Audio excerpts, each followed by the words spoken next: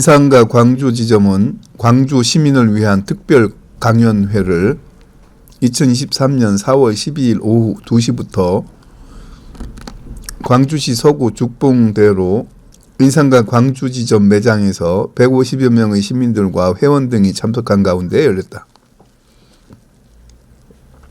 이날 강연회에서는 인산과 김윤세 회장이 강사로 참여해 암 난치병 극복 묘법이라는 주제로 1시간 30분가량 강연을 하였다. 김 회장은 강연에서 인산 선생이 1986년 6월 15일 세상에 내놓은 신약책이 출간되고 100만 부 이상 팔리기도 하는 이 신약책에 소개된 대부분의 내용이 지금 현재 많은 사람들이 이용하고 뿐만 아니라 산업으로도 발전됐다면서 우리들에게 잘 알려진 주겸 같은 경우 인산가를 비롯해 많은 주겸 회사들이 주겸 산업을 선도하고 있으며 책자에 소개된 홍화씨 역시 많은 지역에서 재배하고 있고 산업화되었다면서 신약책에 소개된 의방들은 현대의 암, 괴질, 난치병 등이 성행하는 데 이러한 것에 대적하는 데 큰 힘이 될 수 있을 것이다 라고 말했다. 이어서 일문일답을 통해 강의 내용을 보충할 수 있는 답변을 통해 광주 시민들에게 인산론을 자세히 설명하였다. 그러면 오늘 강연해 주실 우리 강사님은 전주대학교 경영대학원 개건 교수이자 인산관 회장님이신 김윤세 강사님이신데, 제가 소개를 할 때 여러분의 우리와 같은 큰 박수로 성원을 보내주셔야 여러분의 와닿는 말씀을 잘 전달해 드릴 수 있는 그런 강연이 나올 것입니다. 그러면 소개해 오겠습니다. 이 시대 인산 순리 자연의학의 최고의 후계자 김윤세 강사님을 소개해 올리겠습니다.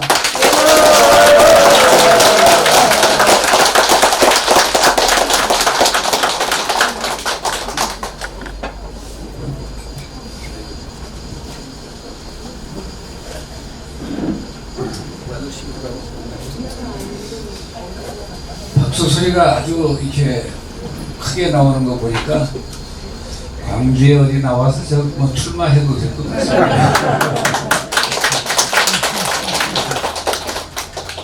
이 광주대학의 김혁중 총장께서 저를 그 대체의학과 교수로 이렇게 채용해 주셔가지고 제가 4년 동안 그때 여기서 교수 생활을 했고요. 그래서 아주 인연이 깊은데, 지금 보면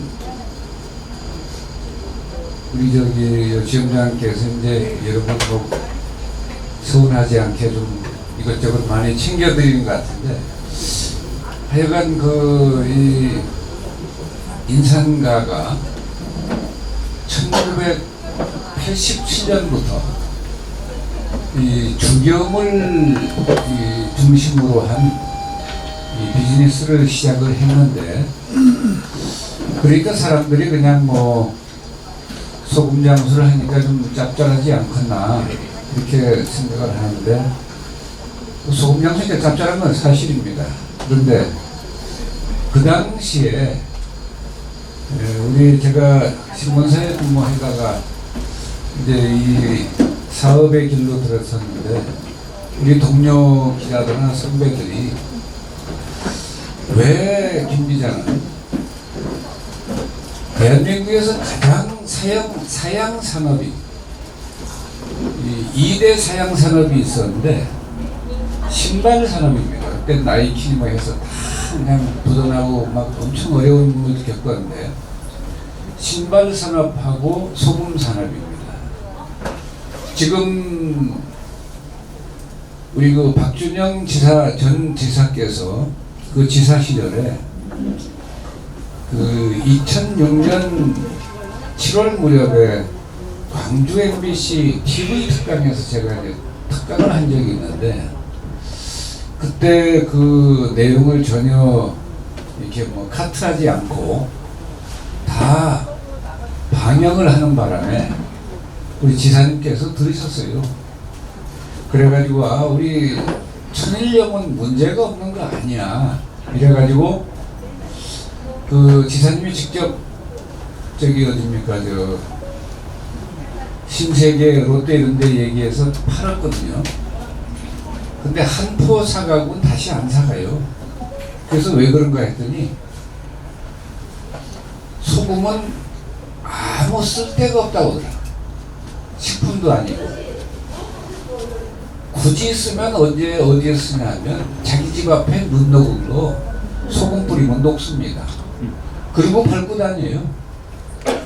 그러니까 이제 지사님께서 깜짝 놀래가지고, 야, 그 법이 그래? 무슨 법이야? 염관리법. 소금 관리에 관한 법인데 일제시대에 만들어진 법입니다. 그래가지고 대한민국 염전은 전부 망하게 생겼어요.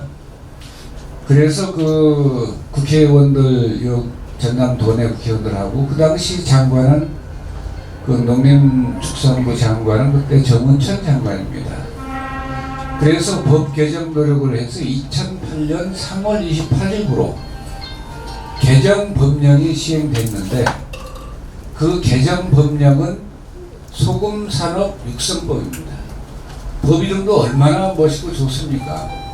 그 전에는 염관리법, 그러니까 소금 만드는 사람을 규제하고 몰아세우고 뭐 이런 법이에요.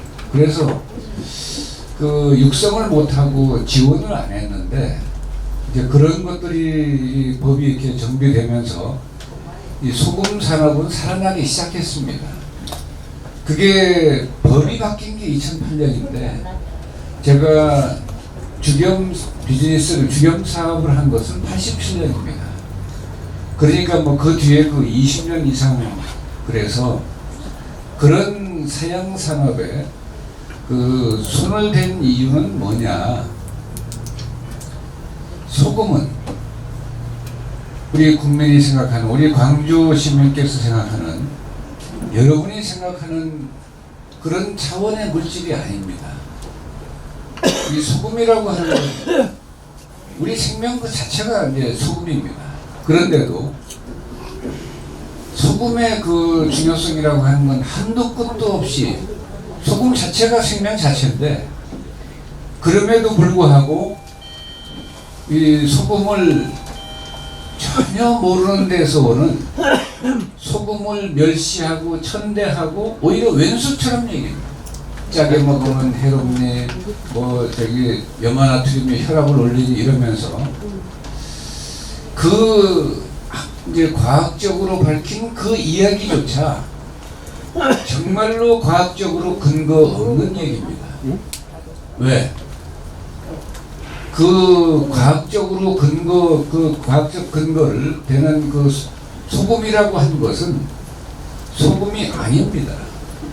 소금이 아닌 물질을 가지고 연구를 해서 소금이 나쁘다고 말을 한 겁니다. 그래서 실험은 뭘 가지고 했냐면 염화나트륨을 가지고 했습니다. 순수 염화나트륨을 가지고 했는데, 그는 소금에 들어있는 하나의 성분이긴 하지만 염화나트륨이 소금은 아닙니다. 그래서 뭐 조 바이든이 미국 사람이지만 조 바이든이 미국은 아니잖아요. 그런데 이 염화나트륨 가지고 실험을 해서 건강에 해롭다고, 소금이 해롭다라고 말을 해버렸습니다. 소금만 해도 종류가 무지하게 많습니다. 히말라얀 그 핑크 솔트를 비롯해가지고 프랑스의 게랑드염, 또 안데스 솔트, 그 다음에 호주 소금, 미국 소금 할 것 없이.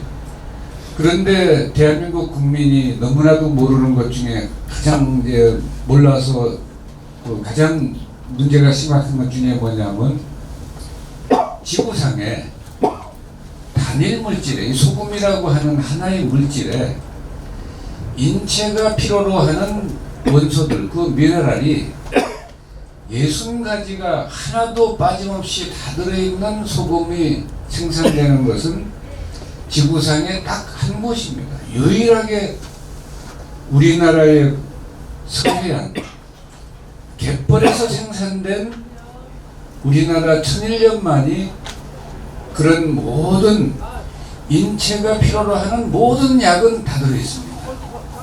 그러니까 뭐 사람들이 뭐 무슨 만병통치약입니까 이러고 그 얘기를 하는데, 사람 몸도 소금 속에 있는 이 미네랄, 이 원소들로 사람 몸도 구성되어 있습니다.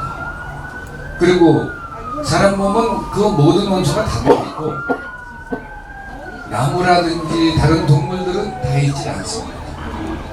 그래서 그 원소가 우리 몸에서 결핍이 되면 소위 말하면 미네랄 결핍입니다. 미네랄 결핍으로 인해서 이 몸이 약해지고 면역력이 약해지면서, 면역력이 약해졌다라고 하면요, 찬바람만 쐬면 감기 걸립니다. 바이러스에 감염돼서 아주 골병 들거나 죽게 되는데, 그러면 자기 면역력을 정상화시키려는 노력을 하지 않고 항생제를 투여하고 항바이러스제를 투여해가지고 바이러스를 죽이려고 해요. 몸에 들어온 그 바이러스가 설령 죽었다고 해요. 잘 죽지도 않습니다. 굉장히 질겨요. 그리고 아주 독종이고, 혹시 죽였다고 해도 다른 바이러스들이 또 더 무서운 바이러스들이 잇따라 들어오는데 그걸 어떻게 막냐 이 말이죠. 그래서 코로나 바이러스 지금 계속 막는데, 코로나 바이러스가 있다가 지가 갔지 우리가 방어를 잘해서 간 게 아닙니다. 그리고 세계보건기구가 물리친 게 아니에요. 그리고 지금 제2, 제3의 바이러스가 잇따라 침공할 준비를 전부 하고 있습니다. 그런데 거기에서 정말 그것을 막을 수 있는 방법은 유일한 것이 여러분들의 면역력을 정상화시키고 또 체력을 끌어올려서 그런 병에 첫째는 안 걸리게 해야 됩니다. 조선 왕조 때 여러분 이조라는 말은 하지 마시고요. 이조는 일제 식민사자들, 일제 한국 역사를 비하하는 그 사람들이 이씨의 나라 조선 이렇게 말합니다. 그래서 이조라고 그러는데, 그거는 우리 국가를 폄훼하기 위해서 이렇게 한 얘기고, 이제 그래서 이제 조선 왕조인데 국호가 조선 왕조의 1592년에 임진왜란이 일어났지 않습니까? 임진왜란이 일어나기 8년 전에 율곡 이이 선생은 돌아가 있어요. 그때 그가 맡은 이 직은 지금의 국방부 장관입니다. 병조판서를 지냈습니다. 병조판서를 지낼 때 그 율곡 선생께서 계속 얘기를 했어요. 빨리 10만 양병을 해야 된다. 그래서 한양도성에 2만 명, 팔도에 각 10,000명씩 두어서 그래서 이 전쟁을 대비하고 침략을 막을 수 있어야, 그래야 예방이 가능하다 라고 하는데, 당시 그 율곡 선생을 잘 따르고 그러던 유성룡까지도 이 평화로운 세상에 군대를 그렇게 길러가지고 아무 도움이 안 됩니다. 오히려 혼란만 오지. 이래가지고 율곡 선생이 막 어찌 자네까지 이런 말을 하는가라고 하면서 참 개탄스러워 하셨는데, 율곡 선생의 예언대로 결국 임진왜란이 1592년 4월 10일 날 일제가 도요토미 히데요시죠. 쳐들어온 겁니다. 그러면 전쟁의 원흉은 도요토미 히데요시고, 그가 아니었으면 임진왜란이 일어나지도 않고 우리 백성들이 이렇게 많이 죽지도 않고 나라가 망할 뻔하지도 않았을 것이다 라고 이제 전쟁의 원인을 얘기할 때 하는데, 도요토미 히데요시 말고도요, 쳐들어올 사람 무지하게 많습니다. 무슨 얘기냐 하면, 일곱 선생 말씀대로 국방력이 강하다고 하면 쳐들어올 생각도 안 합니다. 쳐들어오면 망하니까 되는 일도 없고. 여러분의 국방력이 뭔가요? 여러분의 면역력입니다. 자연 치유 능력. 여러분의 방어력과 회복력이 정상이면 바이러스도 바보도 아닌데 바이러스 눈, 귀, 코 없어도 금방 합니다. 저게 센 놈인지 약한 놈인지. 그러니까 그 바이러스는 멀리서 쳐다봐도요, 저 쳐다보면 아야 저 털보한테 절대 가지 마라. 그래서 갔다가 그냥 야 우리 개박살나니까 그 바보가 아니란 말이죠. 비리비리 하는 사람한테 주로 갑니다. 그리고 나이 많고 면역력 떨어지고 또 어려서 또 기운이 약하고 또 무슨 병 걸렸다가 체력이 떨어진 이런 사람들한테 우선 가는 거지. 또 가게 되면 그런 사람들이 큰 피해를 봅니다. 그걸 뭐라고 하냐면 의료계에서 기저질환이 있을 때 위험하다 이렇게 하는 얘기가 그겁니다. 그래서 우리 인산 김일훈 선생께서 베푸는 이 인술의 특징이 뭐냐면, 전 세계 의료가 히포크라테스도 당연히 그 의료를 제시하고 그렇게 했습니다. 그런데 그 이후에 히포크라테스 선서를 충분히 하는 이 의사들이 히포크라테스가 한 말하고 정반대로 합니다. 면역력을 강화시키는 노력을 하지 않고 병만 쫓아다니면서 죽이려고 해요. 병을 죽이는 과정에서 사람이 죽어버립니다. 아주 대표적인 게 매우 위험한 맹독성 독극물로 구성된 항암제를 투여하면 그 목적은 암세포를 죽이기 위함입니다. 그러나 항암제를 투여하다 보면 항암제에 쳐서 머리도 빠지죠. 그 다음에 이 오심 구토가 나서 밥도 못 먹죠. 그래서 암으로 사망한 사람의 50% 이상이 영양실조에 의한 사망입니다. 그 다음에 일본의 곤도마코토라는 의사가 쓴 책, 의사에게 살해당하지 않는 47가지 방법, 여기도 책이 서점에도 그거 다 있습니다. 그런 걸 보시면 우리나라뿐만 아니고 일본뿐만 아니고 미국뿐만 아니고 전 세계에서 암으로 죽었다고 하는 사람들, 여러분 그거 정밀 조사를 하면요, 암으로 죽은 거 아닙니다. 항암제에 의한 사망입니다. 그런데 전 세계 의료진들이 그럴 경우에 암 사망으로 분류해서 발표합시다, 이렇게 한 것뿐입니다. 그래서 암에 걸려서 죽으면 병에 걸렸으니까 뭐 그냥 죽나 보다 하는데, 치료한다고 과도하게 놓은 항암제에 의해서 사람이 죽어버리는데 그걸 시정할 생각들은 너무나 안 합니다. 근데 제일 시정이 필요한 데가 한국 사회입니다. 한국 의료계인데 미국은 그런 식으로 항암제를 별로 못 넣습니다. 그렇게 놨다간 병원 거덜납니다. 이 소송을 제기해서. 근데 우리나라는 미국 의사들 정말 짜증날 정도로 설명을 해요. 항암제의 부작용은 이렇습니다. 첫째, 둘째, 열째, 50번째 그거 진짜 지루할 정도로 설명을 하는데 하나하나.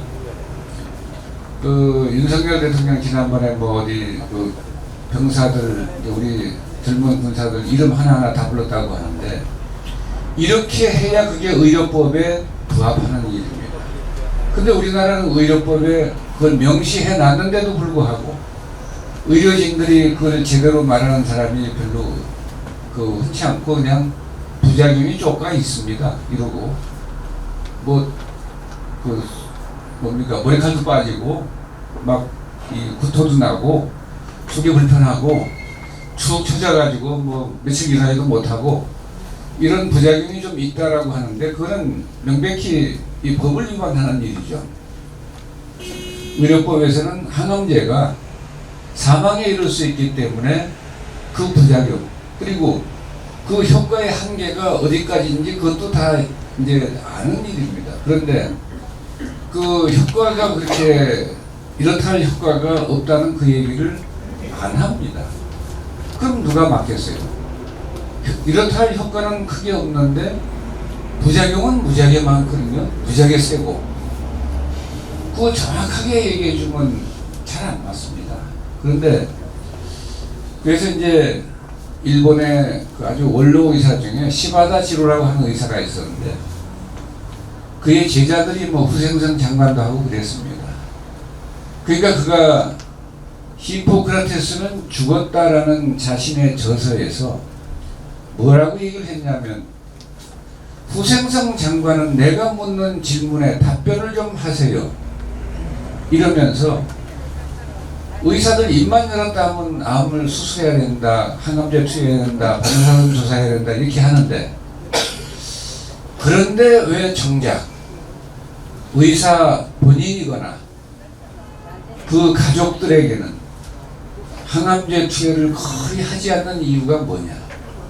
그리고 자연요법이나 한방의학이나 이런 걸 가지고 주로 쓰는데 그거 답변 좀 해봐라라고 하는데 후생성 장관이 어떻게 답변을 합니까? 자기도 그런 판인데.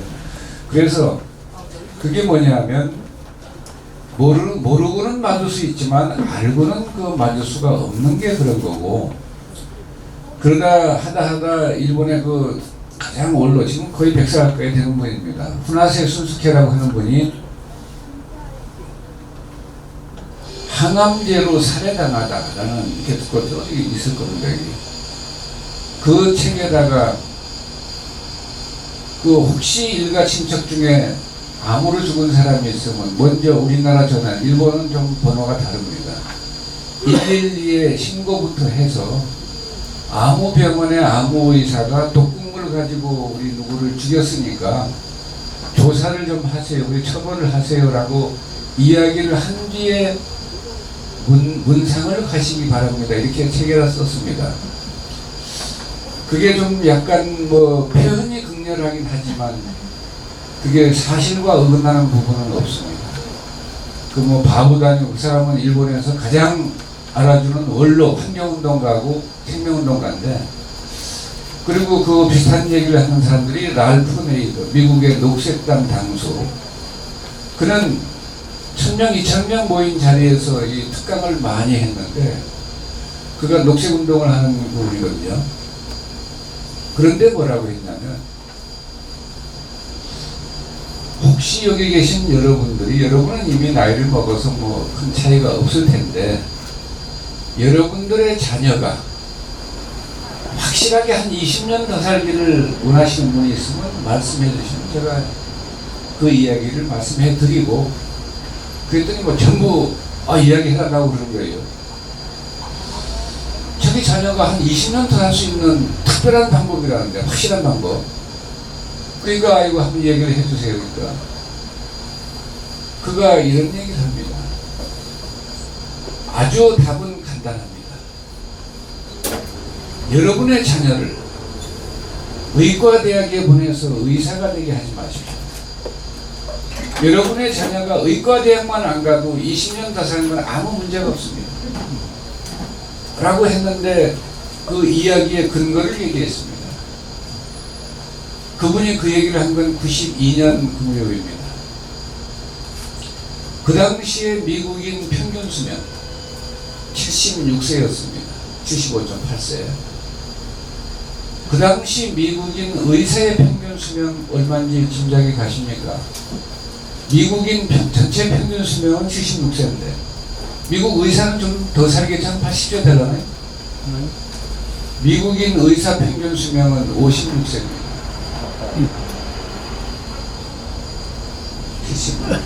58세. 그래서 18년 차이가 납니다. 의사가 1년이라도 더 살 것 같은데 왜 18년이나 먼저 죽나요? 그리고 의사들은 안 걸리면 바로 수술하고 바로 항암제 씁니다. 그래서 빨리 죽습니다.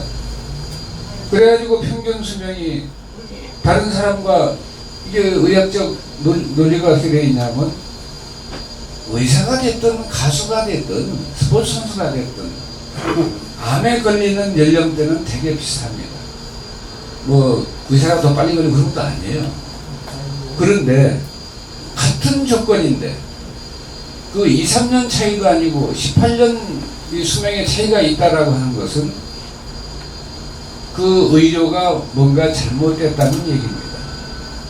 그걸 공식 책을 통해서 세상에 이렇게 탁 발표한 분이 미국의 닥터 조엘 월렉입니다. 그분은 처음엔 수의사를 하고 나중엔 자연의학자가 됐는데 1940년생이니까 올해 84살입니다. 그는 미국의 이제 지금 한 92년 그 무렵이니까 한 30년 전 그때는 미국 대통령보다 TV나 라디오에 훨씬 더 많이 출연하는 그런 유명한 명사입니다. 그가 쓴 책이 데드 닥터 스토리, 죽은 의사는 거짓말하지 않는다 라는 책입니다. 그 책에다가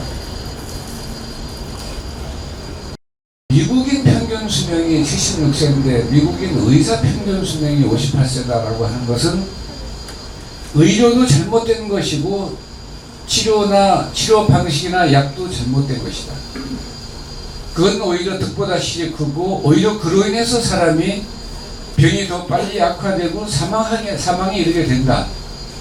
라는 것들을 하나하나 모든 증거를 과학적인 증거도 되고 통계적인 증거도 되면서 그 책에다가 썼습니다. 여러분 책방에 그 책이 다 있으니까 또 여기도 비치가 되어 있습니다.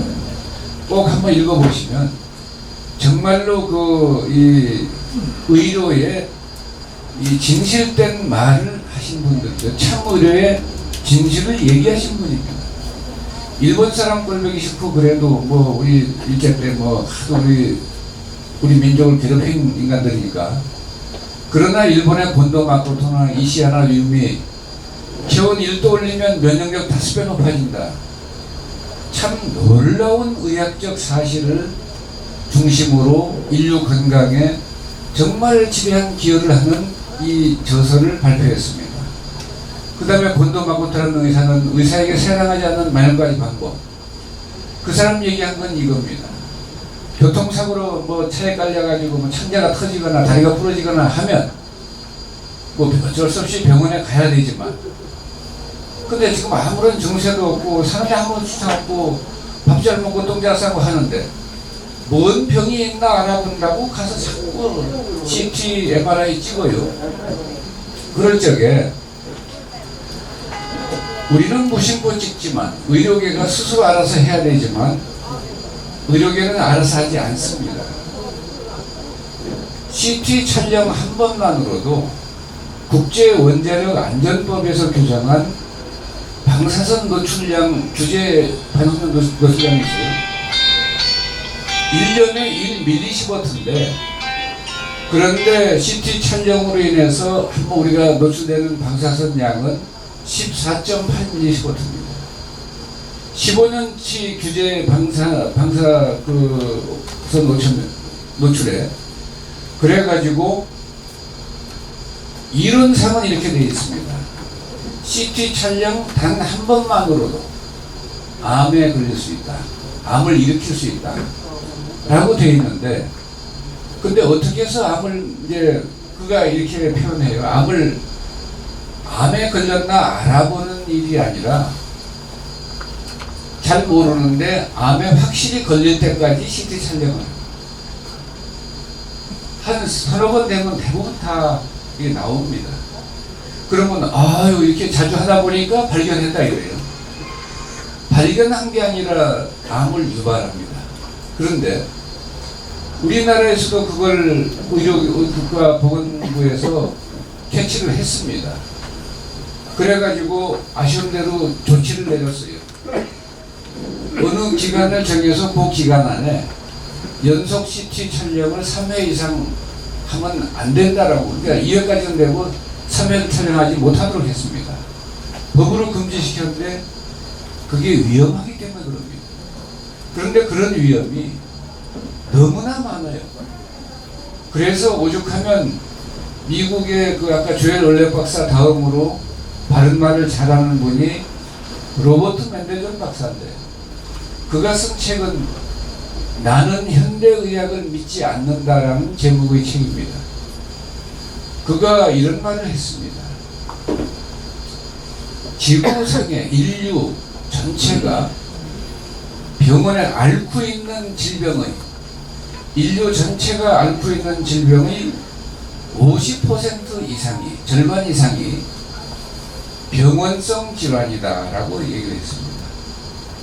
병원에 들락거리다가 생겼다. 가서 CT 촬영도 하고, 가서 또 감염도 되고, 병원에 환자들이니까 환자들 옆에 가면, 그 공간에 가면 왜 감염이 안 되겠어요?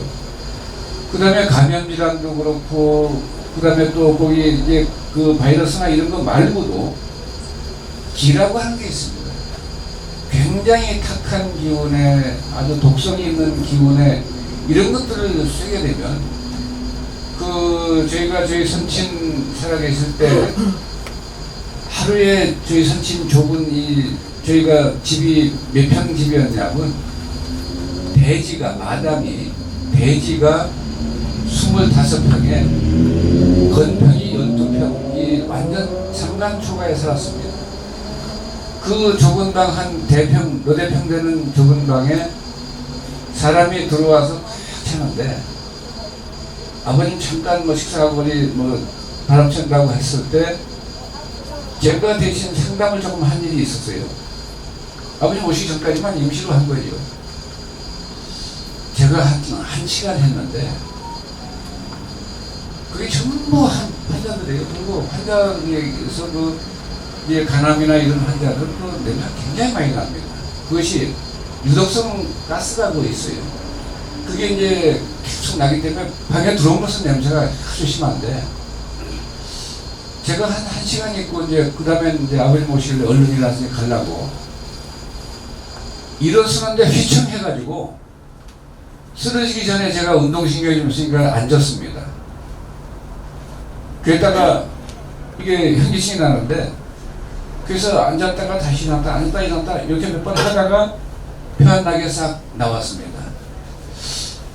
저희 선친은 아침부터 밤 12시까지 밀려오는 환자들을 계속 그 이야기를 듣고, 또 이렇게 해, 또 이렇게 해, 이거 뭐 먹도록 해, 이제 얘기를 해주시는데, 그래서 모든 분들이 아이고 선생님 그 처방을 이렇게 해주고 사람 구해주는 건 좋은데 선생님 자신이 돌아가시겠습니다. 제발 좀 하루에 뭐 몇 시간씩만 하고 그렇게 좀 하지 마세요라고 해도, 사람이 죽어가고 사람이 물에, 뭐 쉽게 말하면 물에 빠져 죽어가는데 그걸 건질 생각을 해야지. 내 힘들다고 그거 가서 쳐다만 보고 있냐, 이러고 이제 굉장히 무리를 하셨는데, 그래서 약 수명을 10년 정도 감화해서 92년 84세로 이렇게 세상을 떠나셨습니다. 그런데 그때 보니까 그런 기운이 나오는데, 그런 기운과 그 다음에 감염되고, 그 다음에 또 이 병원에 가면 우선 기분이 처지고, 우선 뭐 혈압계면 혈압이 높아지잖아요. 그리고 또 의사들한테 말 들으면 이 가슴이 철렁 내려앉고, 이래가지고 그걸 이제 통칭 병원성 질환이라고 그랬습니다. 그가 그 책에다가 그래서 결론적으로 뭐라고 했냐면, 이 인류가 지금보다 훨씬 더 건강하게 살기 위해서 긴급히 조치해야 될 게 있다면 가장 먼저 해야 될 게 지구상에 있는 모든 의료 체계를 싹 없애야 한다. 병원, 약국, 의사, 간호사, 이 모든 것들, 뭐 의료기관들 싹 없애고, 또 약도 없애야 된다 하는 게, 약이 1000가지 뭐 10,000가지 하더라도 부작용이 없는 약이 하나도 없고, 효과가 확실하게 근본 해결 효과가 나는 약이 하나도 없습니다. 그러니까 그런 판에 약이 득보다 실이 크고 그로 인해서 다른 병이 다시 파생되는데 이런 걸 전부 감안해 가지고 그가 뭐라고 했냐면 지구상의 모든 의료 체계를 싹 없애면 인류는 지금보다 훨씬 더 건강해집니다 라고 하는데 이 대부분의 의사들은 미친 소리다라고 그럽니다. 그런데 의학적으로는 로버트 맨델슨 박사의 말이 맞습니다. 왜냐하면 그는 미국에서 의과대학을 나오고 의사로서 미국의 아주 중진 의사인데 그가 한 일이 뭐냐면 의료 사고를 조사해서 의사들을 감옥 보내는 국가의료감독관입니다. 국가의료감독관이기 때문에 그 조사를 굉장히 많이 했어요. 그래가지고 그는 굉장히 많은 의사들을 감옥에 보냈습니다. 이 치료비를 추징하고. 그러기 때문에 그가 의료의 실상을 잘 아는데 우리는 모르니까 그가 책에다 썼으니까 그냥 감을 잡는 거지. 그래서 지금 제가 말씀드리는 이 취지가 뭐냐 하면 우리가 막연하게 현대의학은 눈부시게 발전해서 뭐 아프면 병원 가면 되는 거지 무슨 문제가 있겠나 이렇게 생각을 합니다. 그리고 과학의료인데 무슨 문제가 있겠나라고 생각하는데 여러분 주변에서 한번 보셨잖아요. 누가 뭐 암 진단이 나왔다 하던데 얼마 있다가 그가 죽었다 하던데 이러잖아요. 그게 암 진단이 나온 게 문제가 아니라 치료가 제대로 되지 않고 죽음으로 이어진다는 게 문제죠.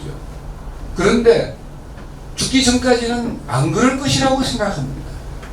그리고 다른 사람 다 죽어도 나는 아닐 거라고 생각하는 거예요. 예외가 없습니다. 왜냐하면 조엘 월렉 박사나 로버트 맨델슨 박사나 일본의 곤돈 마코토 그들이 얘기하듯이 이 치료법은 제대로 된 치료법이 아닙니다. 그렇기 때문에 그건 득보다 실이 크고 병을 고치는 효과가 아니라 이 어떤 돈을 버는 효과는 있을지 몰라도 그 병을 고치는 효과는 우리가 기대한 것만큼 나오질 않습니다.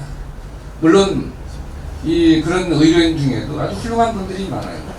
특히 이 광주는 이 빛골이고 빛이란 건 뭡니까? 어둠을 밝히는 거 아니에요? 이 참 밝은 고장이다 보니까 이 다른 데보다는 훨씬 그런 뛰어나고 훌륭한 의사들이 많은데 아주 대표적인 의사가 양안강 통합의료 하시는 전홍준 박사님 통합의료 센터 하시죠. 그분은 정말로 진짜 흉부외과 암수술 전문 의사인데 자기가 이 경험해보고는 이건 한계가 여기까지구나. 그리고 독일에 미국에 그다음에 일본의 니시의학 맨 마지막에 인산 김일원 선생님께 찾아오고 있었습니다. 여기 누구죠? 장수석. 예, 장수석 선생님. 그런 분들 이제 다 이렇게 제 선천학으로 잘 만나고 저는 얼마 전에 장수석 선생님 한 20년 전에 뵀었는데 그런 훌륭한 분들이 많은 게 이 머리가 밝고 이치에 밝으시니까 이게 이치에 안 맞는구나. 제대로 안 되는구나. 치료가 의라고 하는 건 병을 고치는 건데 병을 고치는데 진통제나 이런 거 쓰면 잠시는 나은 것처럼 보이잖아요. 그러나 그거 진짜 고친 게 아닙니다.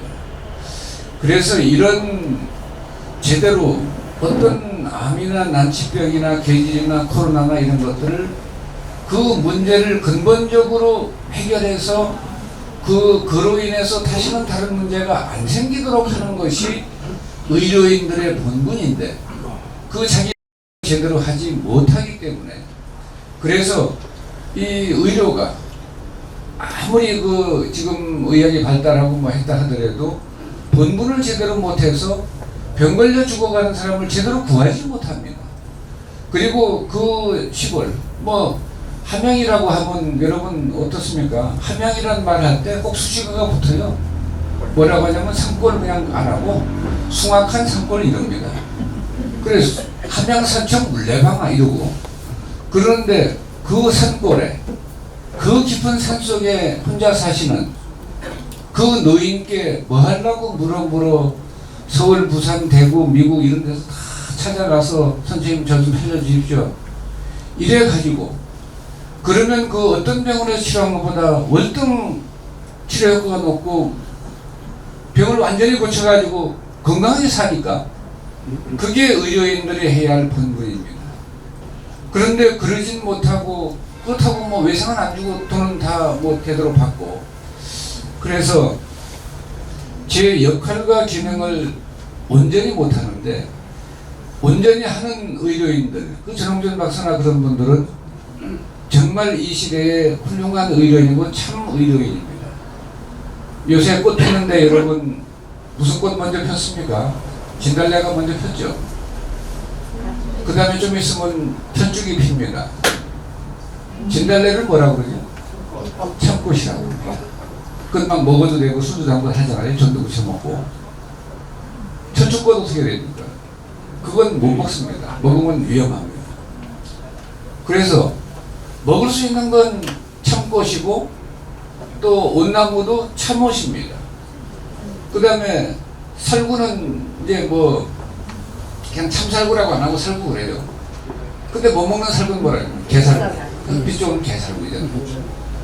그래서 이 꽃도 그렇고 다 그런데 그것만 참과 가가 있는 게 아니지, 가라는 건 참이라는 건 진이고 가라는 건 거짓 같답니다. 임시. 근데 그게 발음이 해서 개가 된 거죠. 뭐 개하고 연관이 있는 건 아닙니다. 그래서 참이냐 가냐 이럴 적에 그 뭐 살구나 뭐 꽃만 그런 게 있는 게 아니라 의료도 제대로 된 의료가 참의료고, 그렇지 않은 의료는 그냥 뭐 상업주의 의료에다가 뭐 일반적인 의료고, 그래서 그게 이 제대로 역할을 못한다 하더라도 그러나 또 광범위하게 또 이 미치는 국민 건강에 미치는 영향이 있으니까 그 하는데, 문제는 의료인들이 빨리 의식을 이렇게 바꿔서 이 혁신적으로 생각을 해서 참 의료를 빨리 터득해야 제대로 된 치료 효과를 거둘 수가 있습니다. 그런데 자기가 한번 배운 걸로 효과가 안 나는데도 불구하고 안 나는 건 어쩌란 말이야. 내가 이걸 뭐 이거 전 세계가 다 그러지 나만 그런 게 아니고 어쩌란 말이냐 이렇게 하는데, 그런데도 불구하고 더 공부하고 더 알아봐가지고 더 효과적인 치료법을 계속 터득하는 그런 훌륭한 의사들이 있지 않습니까? 그래서 그들이 얼마나 게으르고 얼마나 안일 무사주의로 이렇게 하냐. 물론 바쁘죠. 그러나 시간이 좀 날 때도 소주 한 잔 할 시간이 있어도 책 한 줄 볼 시간은 없습니다. 그게 문제죠. 미국 현직 의사들의 50% 이상이 마약을 합니다. 그 다음에 미 의과대학 대학생, 재학생 중에 70% 이상이 마약을 합니다. 그 다음에 미국 의사들 수술 맞는 외과 수술하는 의사들은요, 술을 입에 달고 삽니다.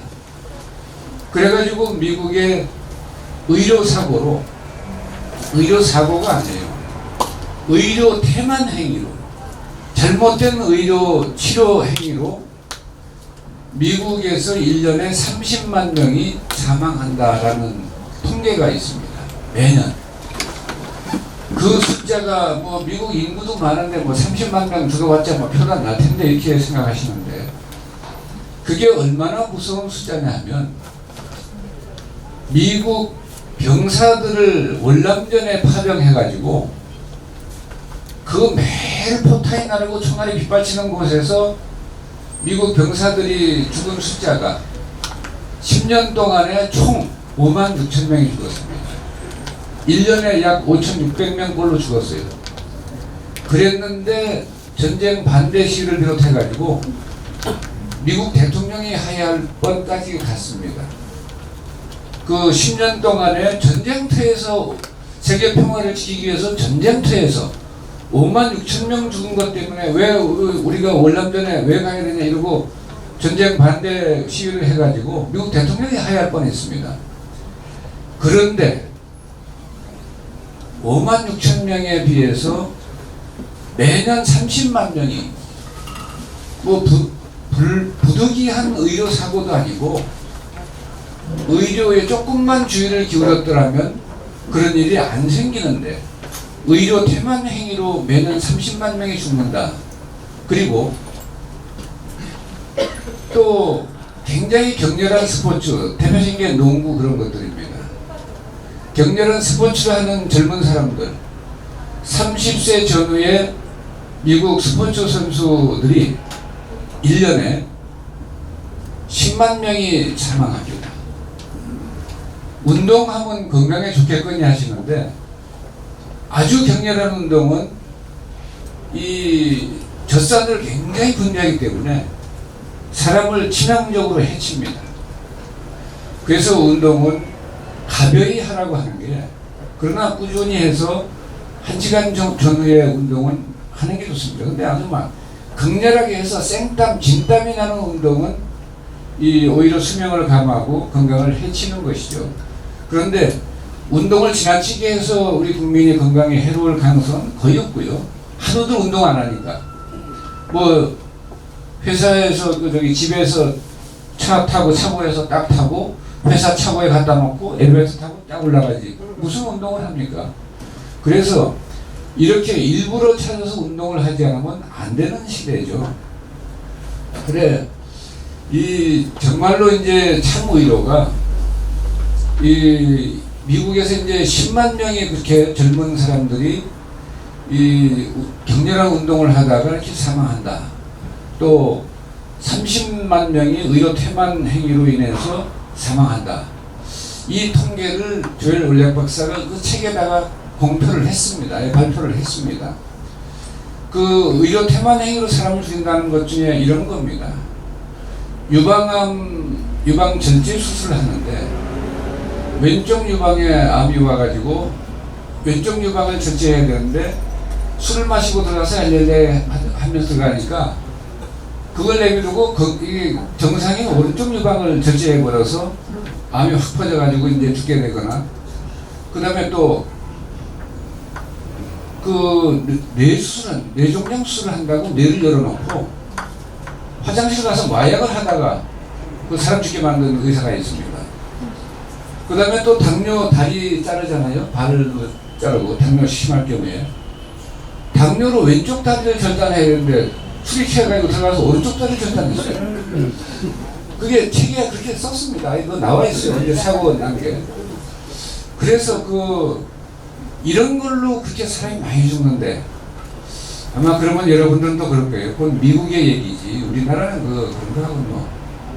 근데 통계 발표를 미국은 확실히 하고 대한민국은 안 합니다. 그런데 미국 인구 대비 같은 비율로 우리나라도 의료 태만 행위, 의료 사고로 그 정도 숫자가 죽는데 그게 약 매년 한 4만 내지 5만 명입니다. 미국 인구 대비해서 이제 우리랑 비슷하거든요. 그리고 스포츠 선수도 마찬가지고. 그런데 아주 어처구니 없는 조엘 올렉 박사의 그 책에 그게 죽은 의사는 거짓말을 하지 않는다라는 제목입니다. 데드 닥터 돌라이 그 책에다 아예 썼는데, 그게 1993년 4월에 미국의 구단 중에 셀틱스 구단이라는 게 있어요. 농구. 거기에 주장 선수가 레지 루이스입니다. 그의 몸값 연봉은 미국 달러로 6,500만 달러입니다. 우리 돈으로 하면 약 700억 정도 되는 돈입니다. 1년에 한 700억을 받는 농구 주장 선수예요. 그런데 그가 1993년 4월에 심근증에 의한 심장 근육, 심장 정지가 왔습니다.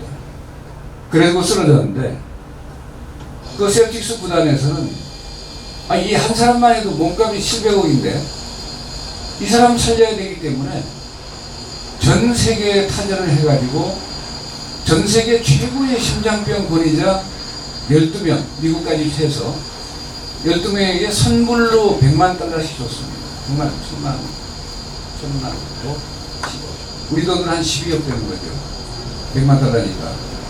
선불로 그 12명한테 100만 달러씩 쏘니까 1200만 달러를 지급을 한 겁니다.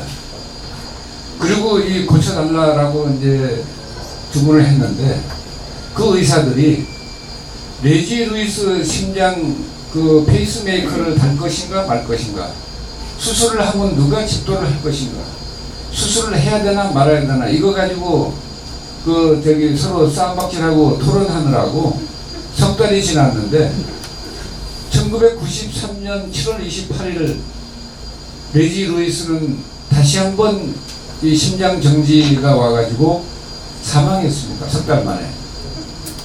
그런데 그 원래 박사가 뭐라고 했냐면, 이 세계 12명의 환상의 심장병 드림팀이라고 했어요. 이 인간도 참 희한하다. 이거 심근증에 의한 사망 그거 이제 조사를 해보면 원인이 밝혀진 건 딱 하나입니다. 심장 근육에서 빠져나간 세레늄이라고 하는 원소가 빠져나간 거예요. 그러면 바로 심장이 정지됩니다. 이 마그네슘 이런 것도 거기에 영향을 미치는데, 그래서 그렇게 하면 만약에 그걸 이 석사 논문에도 확인해서 알았더라면 세레늄을 얼마치 사서 주면 그 문제가 해결되냐면, 세레늄을 10센트 1달러에 10분의 1이죠.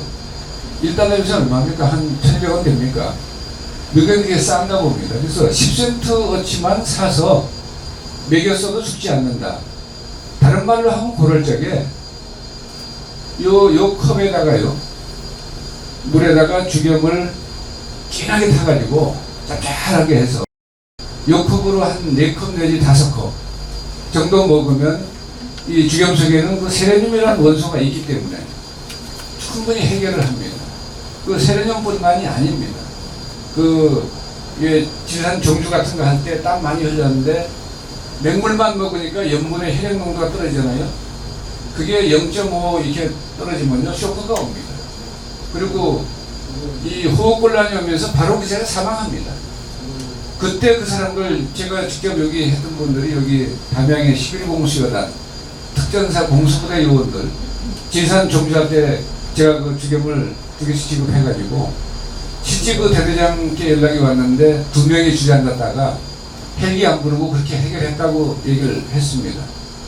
그래서 그렇게 해결할 수 있는데, 그걸 전 세계 최고의 심장병 권위자들이 석 달 동안 그 이상한 소리나 하고 앉아서 쌈박지나 하고 앉아서 사람 죽는 거 구경밖에 한 게 없어요. 그리고 100만 달러씩 받았으니 이게 비양심도 너무 비양심 아닙니까? 근데 그런 이제 의료가 지금 우리 모든 국민이 뭐라고 생각하냐면, 그게 첨단 과학의 뒷받침을 받은 가장 발달한 그 지금 현대의학의 종주국입니다. 미국이. 종주국의 사정이 그런데 우리는 그보다 훨씬 나을 것이다, 우리는 안 그럴 것이다 라고 생각하는데, 그건 여러분들의 상상의 자유에 맡기고, 그래서 내 생명을 잘 관리하고 내 생명을 건강하게 하는 것은 내가 해야지 나라에서 여러분들 다 보호하지 못합니다. 의료기관에서 여러분들 다 보호하지 못합니다. 아무리 전남대 병원의 그 병원장께서 이렇게 여러분 관심 갖고 해도 이 병은 병이고 이건 그냥 그대로 진행이 되네. 코로나 바이러스가 그 뭐 우리 전남대 병원장께서 이렇게 뭐 챙겨준다고 그 사람한테 뭐 바이러스가 안 들어가고 그런 거 아닙니다. 그래서 결국 그걸 막는 거는 의료기관에 또 의사들의 어떤 힘에 의한 것이 아니고 여러분들의 방어선이라고 할 수 있는, 방어벽이라고 할 수 있는 면역력이지. 그래서 여러분 스스로 노력하면 가능한 일을, 노력은 하지 않고 남이 해주기를 바란다, 나라에서 해주기를 바라고 세계보건기구가 좀 어떻게 빨리 약 좀 개발하지 않고 왜 이러지? 라는 이야기는 그 대단히 잘못된 생각이고요. 그래서 그런 것들을 해결할 때 인산 김일성 선생님께서는 50년, 60년 전에 계속 이 걱정을 하신 거예요. 앞으로 미래에는 그냥 이 괴질들이 인류에게 닥치는데 무명 괴질이라고 했습니다.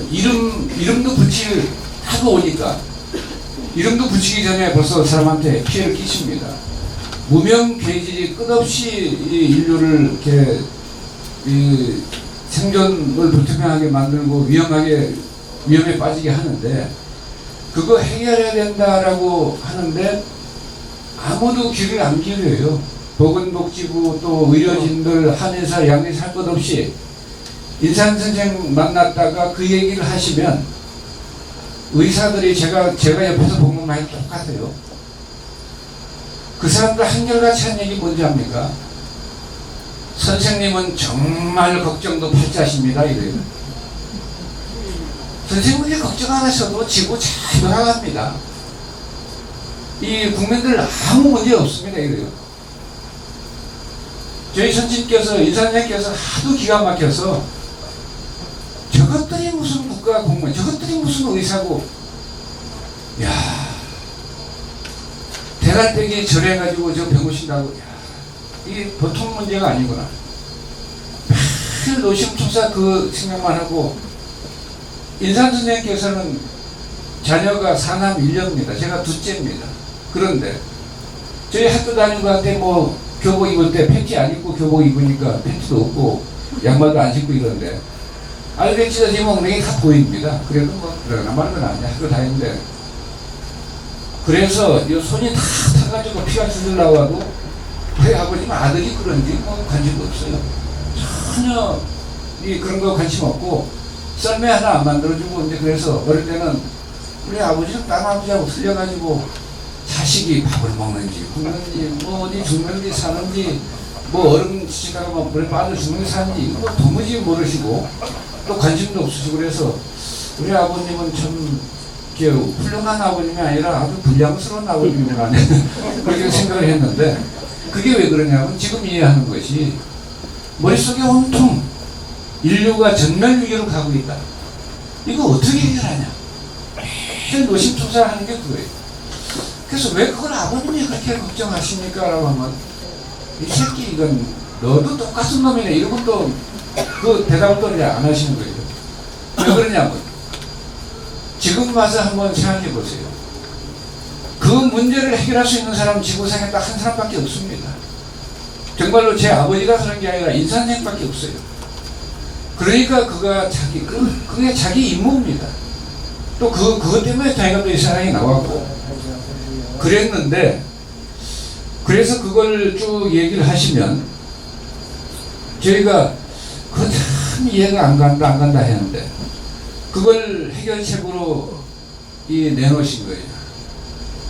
야, 산삼이나 뭐 좋은 약이 많긴 한데 그거 가지고 병 고치려면 몇 사람이나 고치겠냐. 또 돈 없고 뭐 좀 어려운 사람들은 그 약 못 사 먹잖아. 그러니까 흔하고 정말 흔하고 구하기 쉽고 이런 걸로 약을 만들어야지. 그래가지고 뭐라고 하셨냐면 한 강연회에서 태평양 대서양물이 마르지 않는 한 계속해서 쏟아져 나올 수밖에 없는 소금을 가지고 인류를 구하는 약을 하겠다.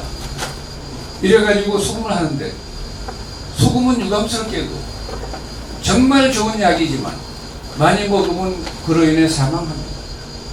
소금의 공식 사람이 먹어서 죽는 그 양은 공식 그 양이 200g입니다. 200g을 앉아서 먹으면 치사량입니다. 알코올도 뭐 그런 게 있죠. 그래서 그 정도인데 이 치사량이 있는 소금인데 그거를 그 정도 못지않게 먹어야 이 병을 고치는데, 그러면 어떡하나. 소금을 그렇게 먹으면 죽는 이유가 딱 하나입니다. 소금 속에 유독성 물질들이 꽤 많아요. 아주 대표적인 게 비상, 수은, 그 다음에 이 카드뮴, 이런 원소들은 아주 독이 강합니다. 그리고 청산가리 같은 건 뭐 말도 못하고요. 1g이면 수천 명이 사망한다는 거니까 그런 독성 물질들이 소금 속에 있는데, 그것 때문에 그러면 소금 먹지 마라. 인산 선생의 지혜에서는 이런 판단이 나왔습니다. 이 유독성 물질을 어쨌든 처리하고 인체에 그 유익함을 주는 이런 물질은 함량을 증가시켜서 이렇게 만들어서 쓰면 되지. 그게 뭐냐면 법제라는 방법입니다. 이 부자라는 게 끓여 먹으면 바로 사람 사망합니다. 그런데 그거를 이 소금물에 넣어서 법제를 잘하잖아요. 그 병 고치는데 아주 유용하게 씁니다. 그 다음에 그 맹독인 부자를 완전 무독으로 만드는 법이 있어요. 돼지한테 먹이면 완전 무독이 됩니다. 그 다음에 나중에 돼지의 간을 쓰면 됩니다. 그건 저희가 어렸을 때 아버님 심부름으로 직접 다 길렀었습니다. 그래서 아주 내용을 잘 알죠. 독사한테는 뭘 먹이냐면, 닭한테는 독사 구덩이 배를 갈라가지고 거기서 이제 구데기가 실을 쓸어서 나와요. 닭이 그거 환장하고 먹습니다. 그거 먹고는 털이 홀랑 빠져가지고 알몸 통닭이 되는데도 엄청 용맹스럽습니다. 제가 중학교 다닐 때 그걸 이제 기르는데 이 독사 한 400~500마리 갖다가 이제 펴주면 금방 씻어가지고 다음날 막 구데기가 벌벌해요. 그걸 먹는데 이놈의 닭들이 제가 이 키도 작고 어리다고 이 얼굴로 날아듭니다. 이게 그 털이 홀랑 빠져가 알몸인데 얼마나 꼴보기 싫어요. 웃기는 놈이 그 용맹스러워가지고 달려들어요 사람한테. 그래서 제가 이제 피하면서 뭐 탁 때려가지고 이렇게 뭐 죽지 않을 정도로 이렇게 하는데, 그런데 그렇게 할 경우에 독사가 얼마나 무서운 독이 있습니까? 근데 그 독사 몸에서 나온 구데기를 닭이 먹으면 완전 무독입니다. 그래가지고 그 닭고기를 먹은 사람은 그 닭 지금 어디 원주에서 그때 만드는데 한 마리 원가만 200만 원이 듭니다. 닭 한 마리에.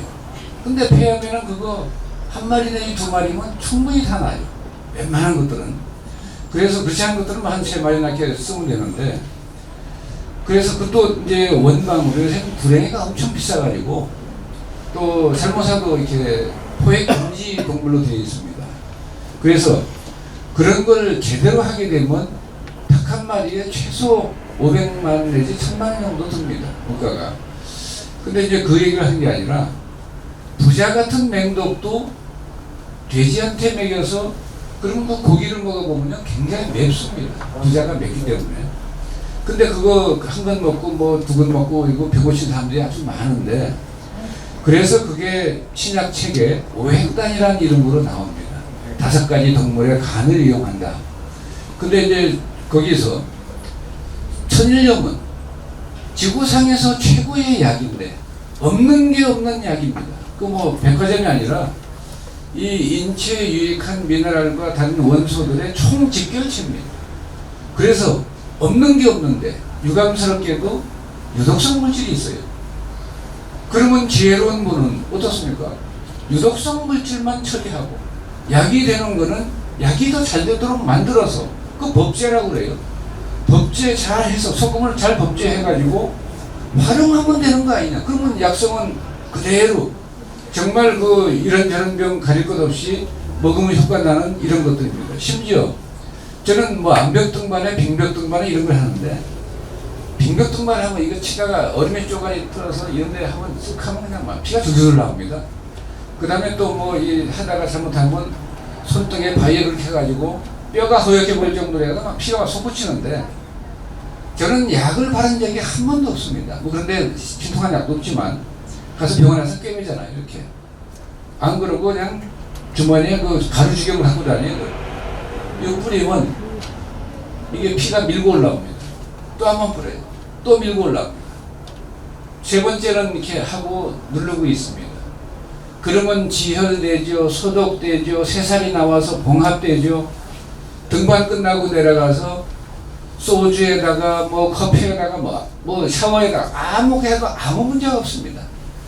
그렇게 이 모든 어떤 병이나 문제를 해결하는 최고의 해결가 바로 이 그 주겸이라는 물질인데, 그건 왜 그러냐면 그 속에 없는 원소가 없어요. 세레늄을 비롯해가지고 지구상에 존재하는 이 지구를 형성하는 모든 물질은 천연 원소들이 92종류 있습니다. 이제 우라늄부터는 이제 그 이상은 인공 원소이기 때문에 말할 거 없고, 그 모든 원소가 대한민국 서해안에서 만들어진 천일염에는 다 들어있습니다. 그러나 세계 최고의 소금이라고 하는 프랑스의 게랑비움 같은 데는 미네랄이 한 40종류밖에 안 됩니다. 그 다음에 미국이나 저런 데서 나온 건 10종류도 안 됩니다. 호주 소금은 10종류도 안 돼요. 되게 염화나트륨입니다. 그래서 대한민국은 소금이랍시고 염화나트륨만 있는 그런 소금이 아니라 물질 중에 한 원소도 빠지지 않고 다 들어있는 정말 미네랄의 보고입니다. 약 중에 최고의 약입니다. 그걸 인산생은 보시고 인류가 전멸 위기로 갈 때 그걸로 해결할 수가 있다. 그래서 해결책을 제시했는데 다만 법제를 해야 되는데 어떻게 법제하냐. 전기로에 넣고 거버리면요 미네랄 다 사라집니다. 그래서 대나무 통에 넣고 황토흙으로 따까리를 하고 그래야 소금이 튀기지 않으니까 소나무 장작으로 불을 떼서 굽니다. 그러면 연기도 나오고 좀 그러지만 그렇게 굽게 되면 천일염 속에 있던 맹독성 독극물들이 그 불맛을 한 번만 보면 싹 그게 소위 열 분해가 일어납니다. 아주 강한 열에는 모든 독성 물질이 다 분해됩니다. 그래서 비산되며 날아가 버립니다. 소금이 몇 도에 녹죠? 섭씨 800도면 소금이 물처럼 녹습니다. 그 다음에 소금이 끓는 온도, 물이 끓는 건 100도죠. 소금이 끓는 온도가 1413도입니다. 그 온도에서 소금이 끓어요. 소금이 한번 끓기 시작해서 끓으면 그 속에 있는 모든 독성 물질들은 그대로 처리가 됩니다. 그래서 우리가 먹으면 약이 되는 그 물질들만 한 80종 내지 90종이 남아 있습니다. 그러면 그것이 아까 닥터 조엘 올락 박사가 말한 인류를 고칠 수 있는 인류병 어떤 병을 고칠 수 있는 미네랄이 뭐냐면 콜로이드 미네랄이라고 불리는 겁니다. 그게 원소들이 이 화산 폭발 때 불기운을 받아가지고 이렇게 이 액체가 땅속으로 들어간 그걸 콜로이드 미네랄이라고 하는데 그걸 인위적으로 재현한 것이 주경 재료고입니다. 화산 폭발을 기다릴 수가 없잖아요. 그러니까 화산 폭발이 일어날 때 그 온도를 그대로 소금에다 가해버리면 그러면 소금이 끓으면서 이 분해에 일어나서 다 갑니다. 근데 미네랄은 우리 생명력을 돋우는 황 같은 거, 유황 이런 것들이 보통 3배 정도 증가합니다. 그래서 일반 소금엔 냄새가 안 나는데 주겸에는 무슨 냄새 납니까? 계란 노른자 냄새 나잖아요. 이게 유황입니다.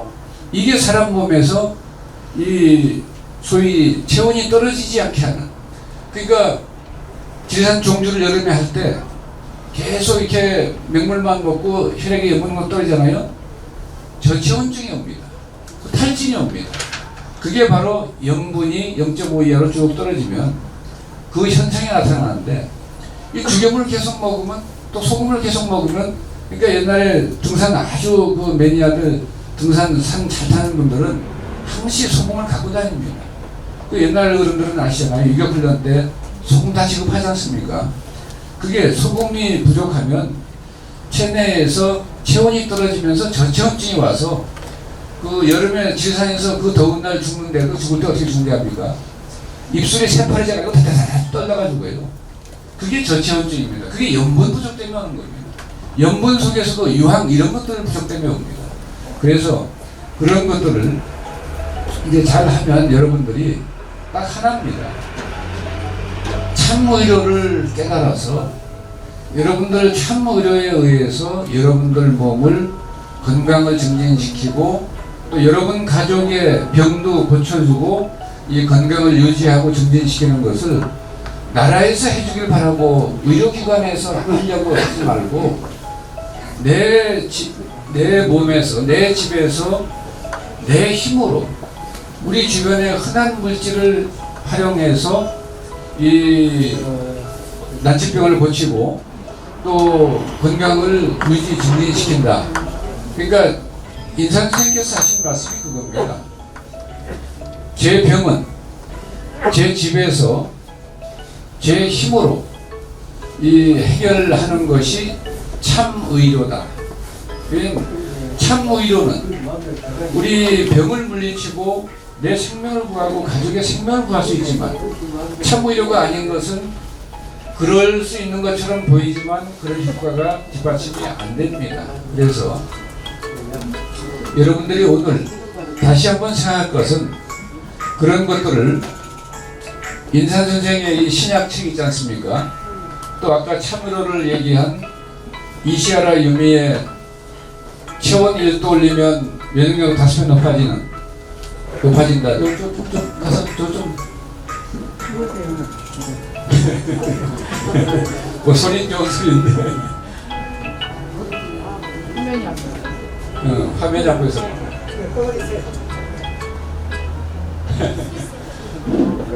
그래서 이 인산선생께서 일찍이 신약을 통해서 참 의료에 대해서 이제 제 병은 제 집에서 제 힘으로 우리 주변에 흔한 자연물의 약성을 활용해서 자연물의 약성을 활용하는 법은 신약책에 설명했지만 중요한 부분은 뭐냐면 우리가 먹는 식품이 다 가장 좋은 약입니다. 인산선생께서 제시한 것 중에는 마늘, 그 다음에 소금, 그 다음에 유황 오리, 뭐 이런 것들이 또 홍화씨 이런 자연물의 약성을 활용하는 게 가장 좋은 방법이고 무리도 없고 부작용도 없습니다. 그래서 여러분께서 그런 것들을 지금 이 자리에서 이 시간에 금방 깨치기가 어려우니까 인산 선생의 신약을 읽고 또 읽고 읽고 또 읽고 또 다 대략 감을 잡았으면 신약 본초 또 전편을 읽고 또 읽고 하다 보면 참 의료의 진실을 여러분 스스로 알게 되고요. 거기에 따라서 삶을 영위하면 질병 없는 몸, 그 다음에 더 건강한 가족의 건강까지, 가족 중에 누가 한 사람 암이나 이런 거 뭐 걸리면 얼마나 가족이 전체가 우울하잖아요. 그러니까 온 가족이 건강해야 가정의 평화와 행복이 있는 것이죠.